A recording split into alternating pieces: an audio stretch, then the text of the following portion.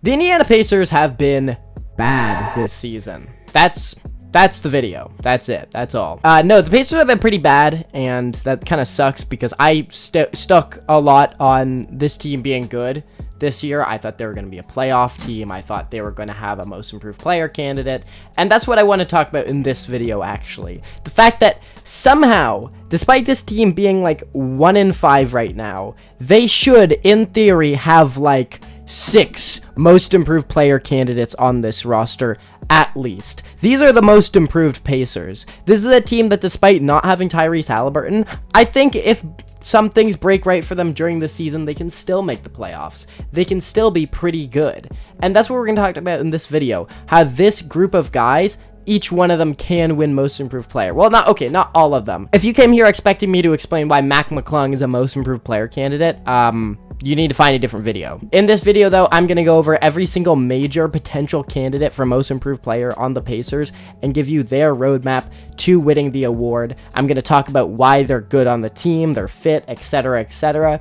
You know what it is. So if you like this video, make sure to like and subscribe, and let's just get into this one. This is a little bit different of a format as well, so let's see how it goes. Okay, first we got Jarace Walker. Jarace Walker's an interesting pick because he's been on this team for forever, it feels like. He was drafted in the same year as Wemby and has essentially not made any progress in his game until this season. He is a good three-point shooter, and he's a big wing with long arms and like some passing chops. He should be a player that is way more versatile and like more of a utility piece than he is. But right now, it's like all he does is like hit, catch, and shoot threes. So the pathway to Jarace Walker becoming a most improved player candidate is putting the ball on the floor and actually like using his physicality and size to leverage his scoring, because he does have some talent scoring in the mid-range and scoring around the basket, becoming an effective playmaker, and becoming a lockdown defender. This is a guy who could just be like Jabari Smith, but like with a way more complex off the dribble game. That's sort of the roadmap for him right now, and currently he is just like, he's just the catch. He is Jabari Smith, but only in like the catch and shoot sense. So yeah, for Jarace Walker, start attacking the basket, maintain high level shooting, and he can win most improved player. He is an actual candidate. He's had some good games this season already. If he keeps bumping up his scoring, his rebounding, his playmaking, this will be a guy that's definitely in the mix, but he's not nearly the strongest candidate on this roster. The Pacers have another big who I like as a candidate for this award, and that's Isaiah Jackson. He didn't play last season because he snapped his Achilles along with James Wiseman. Unbelievable that they lost 2 centers to that injury in 1 year. But Ajax was actually a pretty impactful player for them. He's super springy and a good shot blocker and like decent catch and shoot option. He's kind of like a run, jump, and dunk big that's smaller and like more versatile. I think the path to him becoming like a most improved candidate is also pretty clear. He's got to get to like 13-8 this season and become a really tenacious rebounder and shot blocker. He's got to develop his three-point shot. He's got to develop a bit of a ball handling prowess, and I think he could be another guy, if he can become a high-level rim runner, that could be a big-time player for this team if they could ever get a healthy point guard this season, which it seems like they will never ever do. But Isaiah Jackson is definitely a candidate. He needs to take the starting center job and maintain it. I think he's a guy who could play next to another big for sure. But like, honestly, just looking at the other players on this team, he's simply just not as talented and doesn't really have the tools, I think, to become like their top most improved player candidate. He is definitely one of the less likely most improved Pacers, but I'd still put his name in the discussion just because coming out the gates, he was supposed to have a big role for this team. All right, next we got one of the favorites in this group, and that's Bennedict Mathurin. He's played, I think, 3 games this year, 2 or 3 games. In one of them, he put 40 on the Oklahoma City Thunder in double overtime and looked really, really good. He's literally just Anthony Edwards light. He doesn't have the defense, he doesn't have the playmaking, he doesn't have the three-point shooting, but he's got the aura and the confidence, and he's got like the mid-range game and the athleticism. He's got to become a better three-point shooter. He's a good three-point shooter right now. He needs to become a great three-point shooter, and he needs to become an impactful defender and playmaker to be worth playing if he wants to go out there and get 22 points a game a night. The fuck?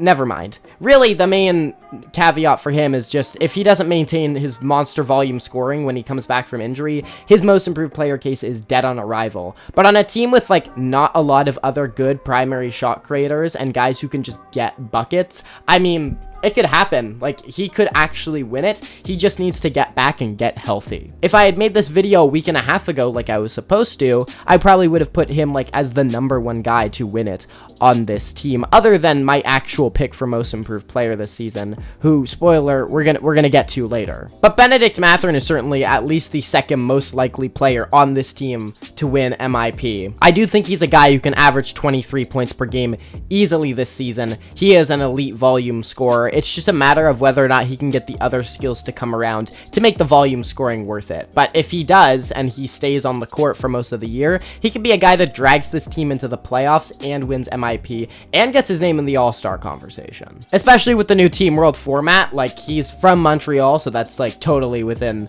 the realm of possibility for him. We got a few more candidates that I definitely think are interesting, but here are some of the absolute like least likely ones on the roster. Pascal Siakam actually has a legitimate chance, if I'm being completely honest. He is a guy who, now that he's been given the keys to the offense and the Pacers have no one else to turn to, I mean, I could totally see him like pulling off a bit of an MIP campaign. He has won the award before, and then year after he won it, he was like sneaky in the conversation for about half the year. If he levels up and becomes a super high volume scorer and drags this team to the playoffs, I mean, I guess he could put his name in the conversation as well, but like he'd have to graduate from like an all-star to like a superstar, and I just don't see that happening, and I don't really think that's the sort of player he is. He's very good. I think he's probably one of the most versatile, useful all-stars in the NBA. Like any team would like any team would like Pascal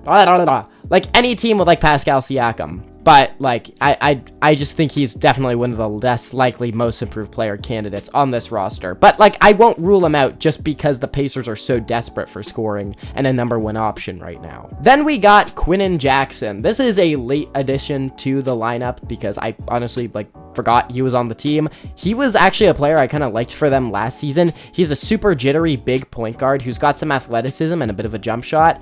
He's a weird player, and I'm not really sure what his ceiling is, but he put up 25 points, 10 assists, and 0 turnovers the other day. If he can put up reliable ball handling production for this team while Andrew Nembhard's out, while Benedict Mathurin's out, while TJ McConnell's out, while Tyrese Haliburton is out, while the whole team is out, like if he can be that guy and if he can insert himself into the starting lineup like semi-permanently, he's gonna have an MIP case as well, because he's basically never had like a real season in the NBA up until this year. And I do think he is good. I do think he is an actual NBA talent. It's just a matter of like what is the volume of that and like whether or not the Pacers are actually gonna play him once they get their guys back. But I think they should, because they're not gonna have their guys back for a little bit here. He's still one of the less likely candidates though, to be honest. And then the final least likely candidate that I have on this list is Johnny Furphy, a player who I still don't know what he does other than put Noah Senge in the Louvre.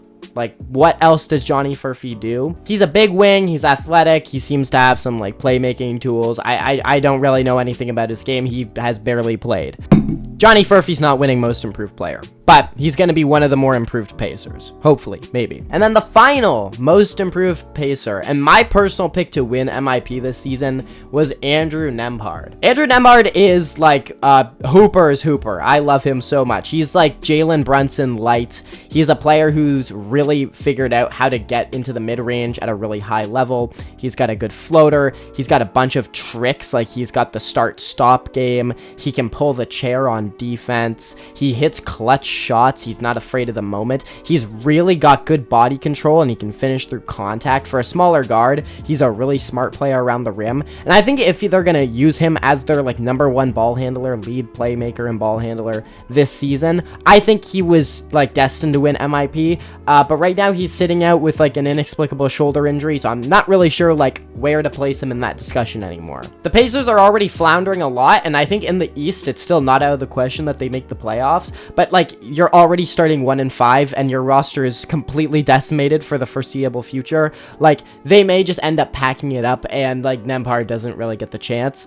But he's a guy who, to me, is if he brings along his 3-point shot, which was bad last season. Very bad, like surprisingly bad for a guy who I think is as talented as he is. If he can bring that along, then I really think he's definitely got a great case, better than almost any player in the NBA to win MIP this season. It's just occurred to me that I've been wearing headphones this whole video. If that's weird, whoops, didn't mean to do that. But yeah, Andrew Nembhard, I think, has a very good case to win MIP. He's a talented 3-level scorer. If he could just, like, bring his 3-point efficiency up, like, genuinely, I don't know how this guy isn't a better shooter. He's, like, a good scorer from everywhere else on the court. He's already a tenacious defensive player for his size. He's a solid playmaker who I think needs to sort of graduate into, like, a 1A ball handler if he really wants to get in this conversation. And he's just going to have to become a volume scorer. He's going to have to be a guy who averages 19 points and 8 assists this year and be the Pacers' second best player if he wants this to happen. But out of all the scenarios that I've listed out, I actually do still think he is the most likely to break out, just because I think he's like got that it factor. This is sort of like a Jalen Brunson, Luka Doncic situation with him and Halliburton, and I think he is like a star in the making. It's just a matter of like whether it happens this season or like next year when the Pacers are whole, and like whether or not that's actually going to fit well when Hallie is actually healthy again. I think if Ben Math or Andrew Nembhard breaks out big time this season, or hell, even like Jarris Walker or Johnny Furphy or whoever it is, even Quinn Jackson, I don't think any of that is really going to disrupt what the Pacers were doing last year. They're a team that sort of works with like an egalitarian approach anyway, and I think just like the more ball handling they have, the better, because clearly I guess Tyrese Halliburton was overtaxed as it was, and he was clearly a player that like could be gamed for, even though he's such a good passer. But yeah, man, the Pacers have a lot of most improved player candidates, and I wanted to make a video about this. I've been meaning to make a video about this for a long time, and if you guys like this one, make sure to like and subscribe. I'm trying to hit X amount of subscribers in Y amount of days, and I will catch you guys in the next video tomorrow. Peace.